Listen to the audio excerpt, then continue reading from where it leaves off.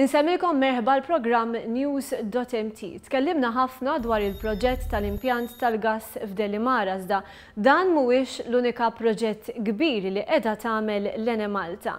Infatti wara l-ftehim max-Shanghai Electriku diversi bidliet li mbarka fuqhom il-Gvern, il-kumpanija issa lesta biex tinvesti fid-distribuzzjoni. Importanti ħafna biex meta tixel id-dawl issib l-elettriku.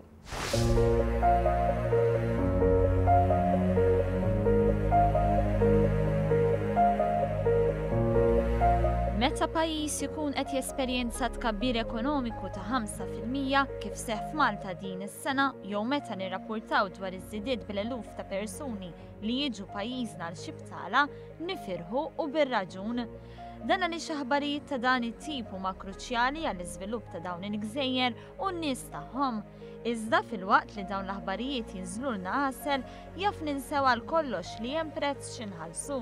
Jew fi kliem ieħor ninsew kif biex nirnexxu irridu ninvestu f'oqsma differenti. Fost dawn hemm il-ġenerazzjoni tal-elettriku. Huwa tassew frustranti meta fl-eqqel tas-sajf wieħed jafas l-iswiċċ u ma jsibx il-provvista tal-elettriku kif ġieli ġara fix-xhur li għaddew.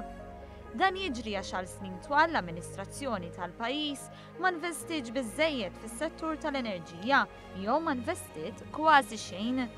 Illum din is-sitwazzjoni nbidlet bl-Ene Malta tibda tqum fuq saqajja l-investimenti huma diversi. Forsi l-iktar li jiġina f'moħħna huwa l-impjant tal-gass f'Dellimara, iżda biex l-elettriku jasal paċe fil-Rabat jew fil-lokalitajiet l-oħra madwar il-pajjiż, hemm proċess sħiħ. Proċess li jinvolvi s-sistemi ta' distribuzzjoni li l-Ene Malta qed tipprova ssaħħaħ b'investiment kbir. Iżda dwar x'inhu ċentru ta' distribuzzjoni spjegalna l-inġinier Alistair Camilleri. Distribution Center hija substation daqsxejn ikbar li aħna ngħidulha primary substation fejn għandek voltaġġ li ġej qed jasal ġol ċentru at 33 kV li huwa 33,000 volts. Għandna transformers, power transformers li qed jikkonvertu dan il-voltaġġ minn 33,000 tal-11,000 biex imbagħad jasal f'dawn l-switchboards li qed naraw fil-ġem tagħna li mbagħad jissupplixxu in-netwerk kollu ta' Malta li jaħdem at 11 kV.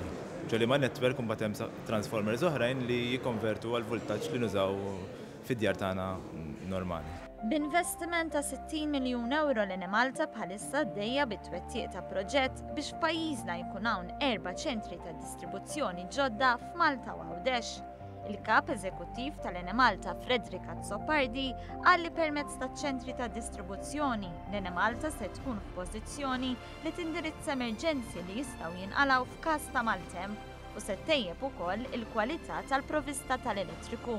Iva, bħala pajjiż esperjenzajna żieda fid-domanda tal-elettriku f'tal-aħħar żminijiet, għaldaqstant l-Ene Malta ġie deċiż sabiex ninvestu fis-sistema ta' distribuzzjoni.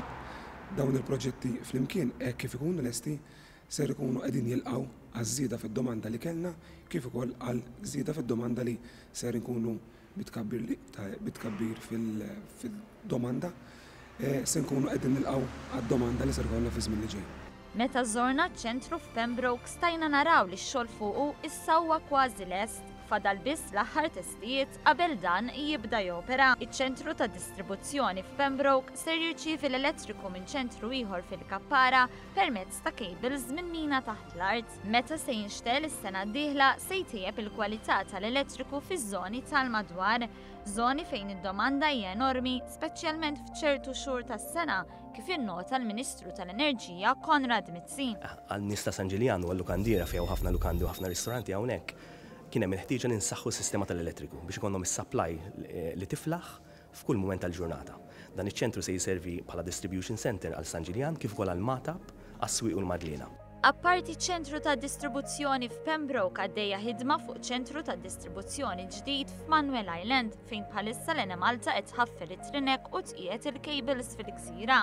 L-Ene Malta qed tiżviluppa ċentru ieħor ġdid ta' distribuzzjoni fil-Marsa biex tkun tista' tbiddel l-apparat li bħalissa jinsab fis-sit tal-Power Station l-Antika. Fix-Xewkija Għawdex l-Ene Malta għamlet ċentru ta' distribuzzjoni ġdid fejn bħalissa dejn l-aħħar xogħlijiet ta' tħaffir u tqejjid ta' cables. L-Ene Malta għaddejja b'xogħol fuq 3 ċentri ta' distribuzzjoni oħra li diġà jeżistu bħal dak tal-Marsa, tal-Mellieħa u Santa Venera. Dawn iċ-ċentri qed ikunu magħmra b'teknoloġiji ġodda u joffru aktar sigurtà fil-provvista tal-elettriku. Il-proġett taċ-ċentri tad-distribuzzjoni ġodda qed ikun meqjus bħala wieħed importanti mhux biss għax se titjieb il-kwalità tal-elettriku f'diversi postijiet f'Malta u f'Għawdex, imma x'dan l-investiment juri li Enemalta reġgħet qamet fuq saqajja. Bla dubju ta' xejn kien hemm ħtieġa kbira taħt il-gvern ta' qabel sfortunatament għal 8 snin sħaħ ma sarx investiment fis-sistema ta' distribuzzjoni. L-Enemalta kienet għall-kub tiegħha u ma filħitx tagħmel dan l-investiment. Issa l-Enemalta raħset it-tariffi bi 80 miljun euro u mhux tal-li raħset it-tariffi bi 80 miljun euro tal-li qed tiffinanzja wkoll proġetti ta' investiment.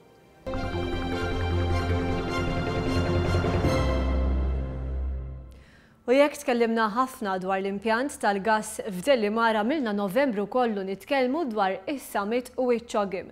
Żewġ avvenimenti illi l-effetti tagħhom ma ntemmux mal-aħħar konferenza tal-aħbarijiet indirizzata minn mexxejja politiċi li minn madwar id-dinja ġew appuntu hawn Malta. Sar studju dwar il-pubbliċità li rċivit Malta f'dawn iż-żewġ avvenimenti u r-riżultati huma fenomenali. Stħarġet dwar dan Nicole Buttigieg. In search of a solution to the migration crisis, more than 40 heads of state from Europe and Africa gathered in Malta's capital to work towards a comprehensive plan. Joined live by Malta's Prime Minister, Joseph Muscat. He's live in Malta's capital of Valletta at that conference. Thank you for joining us. Desperately seeking solutions to Europe's migrant crisis, EU leaders have unveiled an emergency trust fund for Africa as part of a bid to combat poverty and conflict fueling the fleeing of people. The European Commission will inject €1.8 billion into the fund, unveiled at a summit with African leaders in Malta. Her trips abroad are increasingly rare, but Britain's 89-year-old Queen Elizabeth is in Malta, where she's formally opened a summit of Commonwealth nations. Euronews, BBC u Sky huma fost l-aġenziji tal-aħbarijiet internazzjonali li rrappurtaw bi prominenza l-avvenimenti tal-Valletta Summit u CHOGM li saru f'pajjiżna tul ix-xahar ta' Novembru.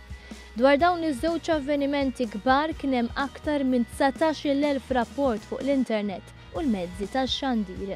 Rapporti li jfissru li pajjiżna ħa aktar minn €9 biljun f'pubbliċità.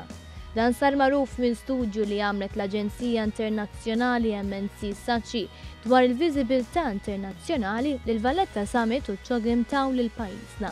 Tkellimna mal-kap tal-komunikazzjoni tal-Gvern Kert Farrugia dwar il-legat li ħallew dawn iż-żewġ avvenimenti li saru wkoll fi żmien ta' taqlib fix-xena politika internazzjonali.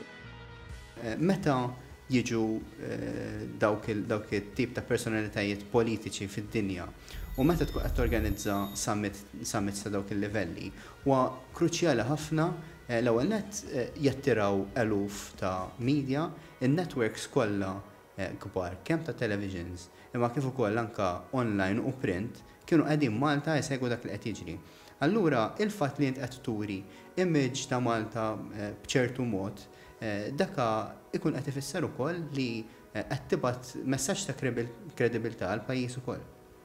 Jiġifieri meta kellna il-pożizzjonijiet li għażilna biex il-ġurnalisti jkunu jistgħu jagħtu l-stand-uppers tagħhom, jagħtu l-kummenti tagħhom, jieħdu intervisti lil mexxejja, dak għażilnihom f'lokazzjonijiet u f'postijiet li huma importanti u li ħajuru il-faċċata ta' Malta.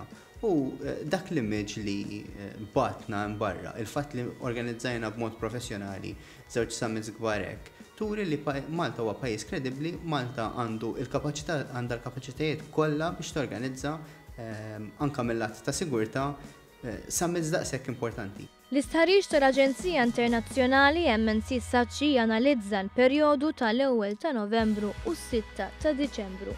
Kollox dwar iċ-CHOGM li għalih f'pajjiżna attendew ma' 700 ġurnalist deru aktar minn 12,000 rapport. Anil Bedi li mexxa l-istħarriġ fisser kif il-laqgħa tal-pajjiżi tal-Commonwealth u żjara tal-familja rjali f'pajjiżna servew ta' vetrina għal ġmiel ta' pajjiżna. Propju għaliex l-avvenimenti prinċipali waqt iċ-CHOGM saru f'postijiet bħal Forti Sant'Angelo bl-isfond meravigliuż tal-Port il-Kbir. As far as CHOGM goes, It showed the beautiful side of Malta. It showed Malta as a beautiful place to go.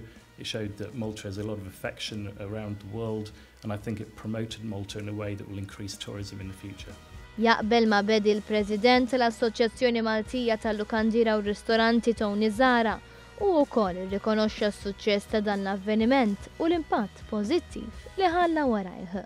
Iċ-ċogem kien importanti għalina għax iċ-ċogem ura illi Malta hija stabbli, Malta hija post fejn tista' tmur u tintaqa' u allura l-multiplier effect se jkun kbir ħafna fil-futur u jarġa' jistabbilixxi l-Malta bħala post illi tista' tmur u tintaqa' u titkellem u tkun żgur illi se jkollok laqgħa tajba. Kif mistenni, Kurt Farrugia jfisser li ċogem se tattira lejn pajjiżna turisti minn pajjiżi differenti. Għaliex fost dawn it-53 pajjiż hemm uħud li ftit aħna familjari magħhom u forsi anke huma ftit li xejn jafu bina. Però meta tara x'ħadna lura in terms ta' kemm tal-fiżibilità tal-pajjiż u ta' kemm ħadna lura f'termini ta' marketing, tajjeb li ngħidu mhuwiex marketing dirett, ġifieri m'għamilx riklam ta' Malta, imma waqt li għaddejjin l-iktar programmi importanti u qed jiddiskutu ċogem jew il-Valletta Summit, kont qed tibgħat messaġġ li Malta qiegħda fuq il-mappa internazzjonali anke biex torganizza dawn l-events. Allura in terms ta' kemm ħadna lura bħala exposure bħala pajjiż, il-qatna wkoll pajjiżi fejn bħala Malta ma nagħmlux marketing, jiġifieri meta qed nitkellmu fuq pajjiżi bħal Indja, Sri Lanka, Pakistan, pajjiżi fl-Afrika, pajjiżi anke fl-Ewropa kultant li ma tantx nilħqu bil-mezzi tradizzjonali tal-marketing, x'aktarx inkunu lħaqnihom anke permezz tal-exposure li ħadna fuq il-news outlets li kienu qegħdin jikkaverjaw dawn it-tip ta' events. Min-naħa l-oħra l-Valletta Summit wera l-potenzjal politiku ta' pajjiżna, dan għaliex pajjiżna ospita l-ewwel laqgħa bejn mexxejja Ewropej u Afrikani li trattat il-kriżi tal-migrazzjoni b'mod esklusiv. Fil-fatt tal-Valletta Summit żaru pajjiżna ma' 900 ġurnalist li kitbu ma' 7,000 rapport. I think taking each one in turn, I think what the Valletta Summit did was push Malta into the top of the kind of EU league, and it showed that Malta is a heavy hitter political player in the EU itself.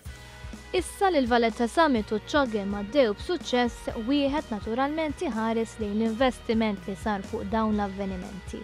U għastmat li dawn swew lil pajjiżna bejn 10 u 13 miljun euro, nefqa simili għaċ-ċogem li saret fl-2005. Madankollu Kurt Farrugia qal li r-rendikont awditjat se joħroġ fil-pubbliku meta s-sena d-dieħla jkun ippreżentat lill-Prim Ministru Joseph Muscat. Però l-ewwel indikazzjonijiet juru biċ-ċar li l-pajjiż ħa valur għall-flus li ħareġ. Jiġifieri meta tqis l-ispejjeż, provajna nżommu kemm jista' jkun l-istess spejjeż għaċ-ċogem kif intefqu fl-2005. U tajjeb li ngħidu li fl-2005 dak li kien jiswa dak iż-żmien euro illum il-ġurnata jiswa iktar. Jiġifieri provajna nżommu l-ispiża f'dak il-livelli. Tajjeb li ngħidu li bħalissa qed isiru audited accounts kemm tal-ispejjeż taċ-ċogem u anke tal-Valletta Summit. Ovvjament imbagħad kien hemm daħal wara li konna nafu biċ-ċogem, daħal wara l-Valletta Summit.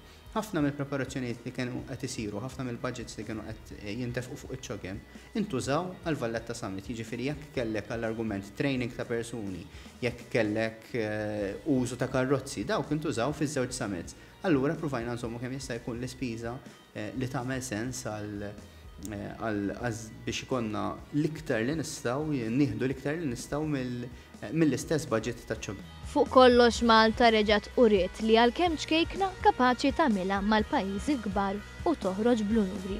Fi żmien meta l-pajjiż qed iħejja l-Presidenza tal-Unjoni Ewropea fimna u apprezzajna li l-ħiliet u l-bżurija ta' dan il-poplu u l-mexxejja tiegħu jistgħu jkunu ta' aspirazzjoni għal ħafna, filwaqt li jżommu l-bandiera Maltija tibqa' tperper bi kburija.